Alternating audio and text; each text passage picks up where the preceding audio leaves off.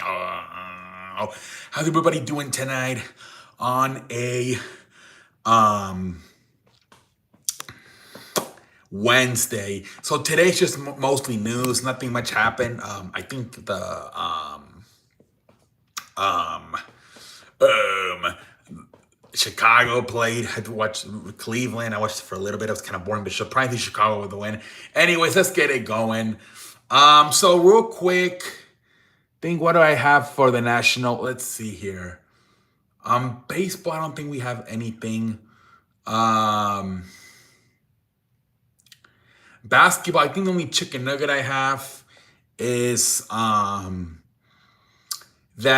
I apparently, there was a Warriors fan sent a letter to the Warriors owner Joe Lacob saying he's frustrated, and apparently he replied back saying he's frustrated too. They're trying to figure it out, but now they're saying that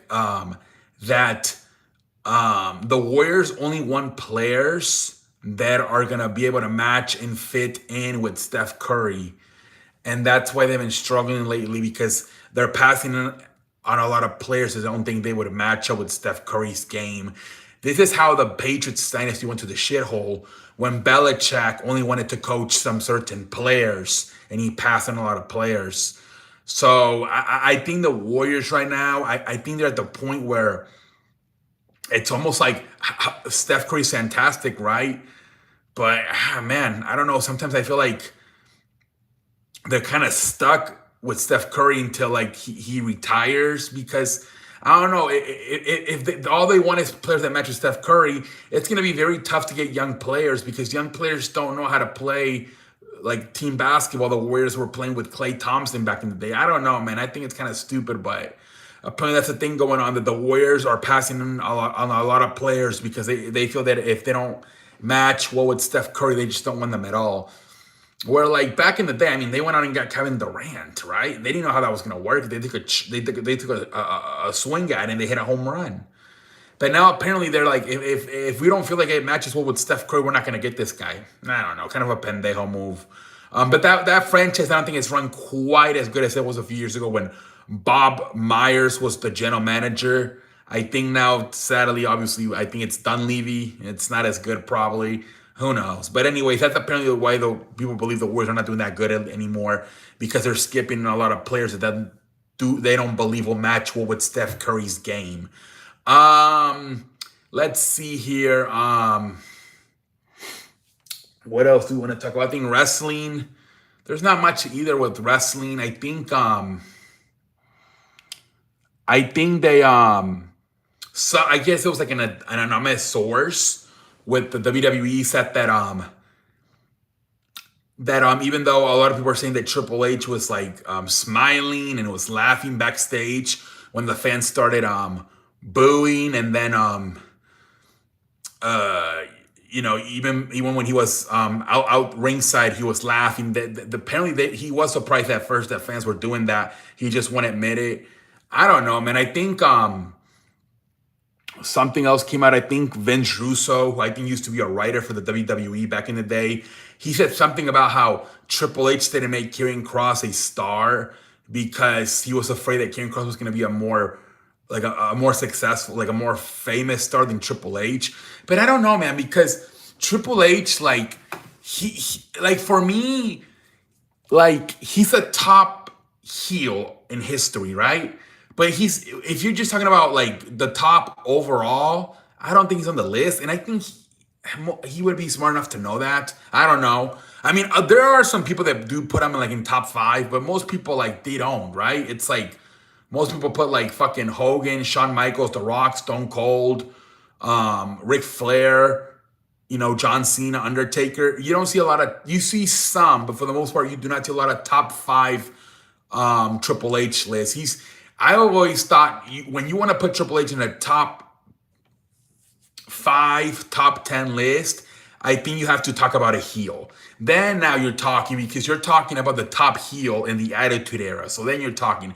But I think even he's smart enough to know, hey, yeah, I mean, like Triple H, if it was like fucking Hogan, Stone Cold, The Rock, John Cena, Undertaker running creative. I'm like, oh yeah, I mean, I can see why he would be afraid of a wrestler becoming more famous than him, because this guy's one of the top.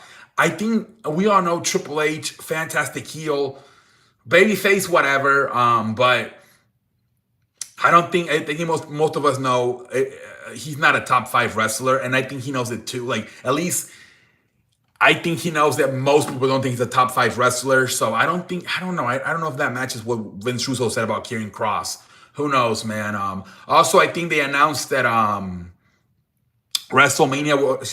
Royal Rumble would be like at 1 o'clock this year. I think January 31st.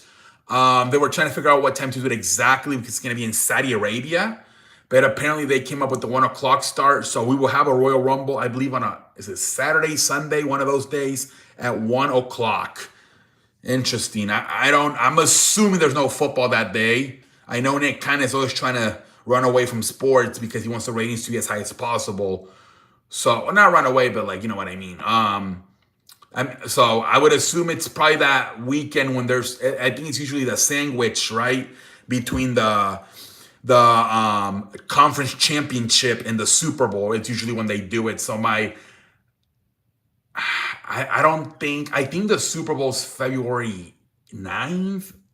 So yeah, I don't think okay, anyways, whatever. But I think that's all for wrestling. Football. So I think so one is the Miami Dolphins are benching Tua Tagovailoa. They're benching him for Quinn Ewers, former Texas Longhorn player.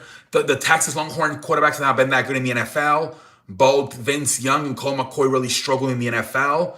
We'll see Quinn. I mean, and I believe they were high draft picks when Quinn Ewers was a really low pick. So I don't know. We'll see if Quinn Ewers can do better. Maybe less pressure for Quinn Ewers than there were for Vince Young and Colt McCoy.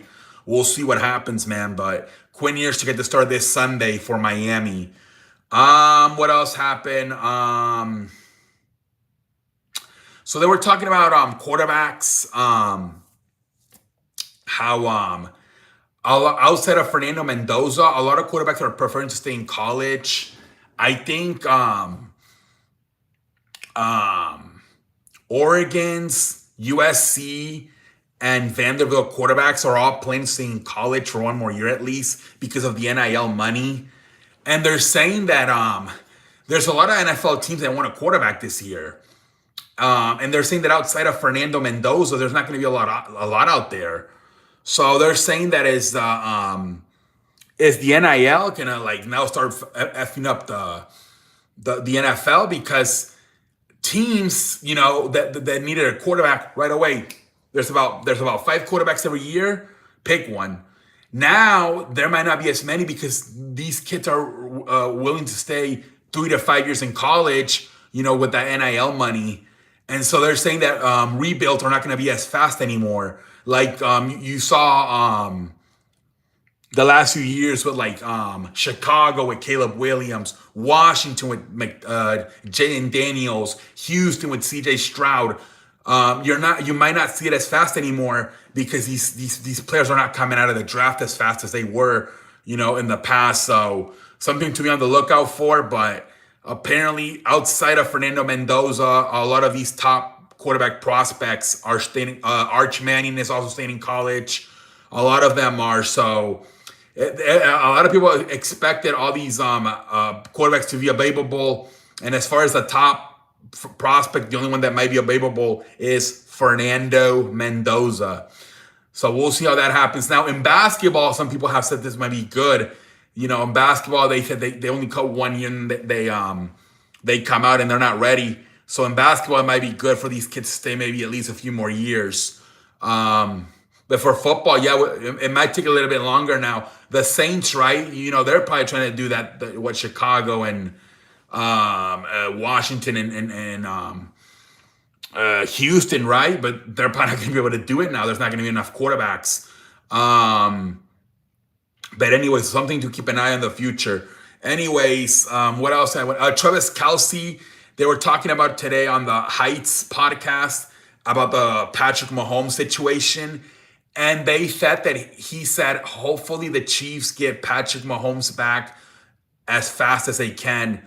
But people, instead of saying hopefully we get Patrick Mahomes, that he said hopefully the Chiefs. So a lot of people are saying that Patrick Mahomes might be hinting that he does plan to retire this season. So something to keep an eye on. That was all over Twitter for a little bit there. That he said Chiefs instead of we get Patrick Mahomes back. So something to keep an eye there. But I think Patrick Mahomes, I think Travis Kelce might be ready to retire. I think there's a lot of stuff out there for Travis Kelce to do, media-wise. Maybe even, I don't know. There's the connections with the wife. What's her name? Taylor Swift. There could be maybe some movie stuff out there, but definitely media stuff. I mean, obviously the brother Jason Kelce does stuff with ESPN. Don't be surprised if also Travis Kelce does stuff with ESPN or somebody else. So there's definitely going to be stuff out there. I'm sure they're already telling him, hey, if you retire, there could be this. So, yeah, man, I think it's at least a 50% chance that Travis Kelce does retire this season. What else are we going to talk about? We talked about Tua Tagovailoa, the quarterback situation, Travis Kelce. The Rams, I think, are having a hard time getting back into getting their plane to go to Seattle. I think it broke down, but I think they ended up flying there. But I think they have a lot of sick players, and they were talking about separated planes. So, damn, what a clusterfuck. But I believe they will be flying back to or they will be flying to Seattle and playing that game tomorrow. But apparently they were having some problems getting out there. But hopefully everything works out well. I think the final one is Puka Nacua with Aiden Ross. I think yesterday, I think they did the stream, but they were trying to go in the Rams facility and they didn't allow them to go in the facility.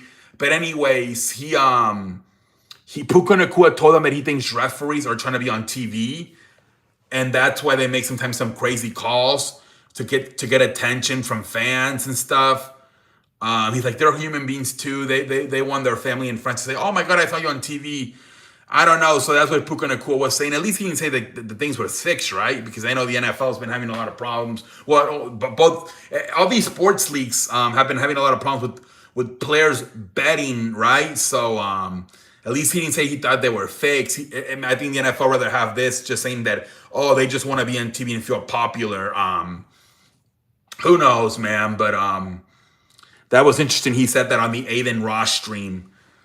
I think that might be it, ladies and gentlemen. Not a lot of chicken nuggets tonight, but I think that's it. I think that's going to do it for tonight. Holla. Have a good night, everybody.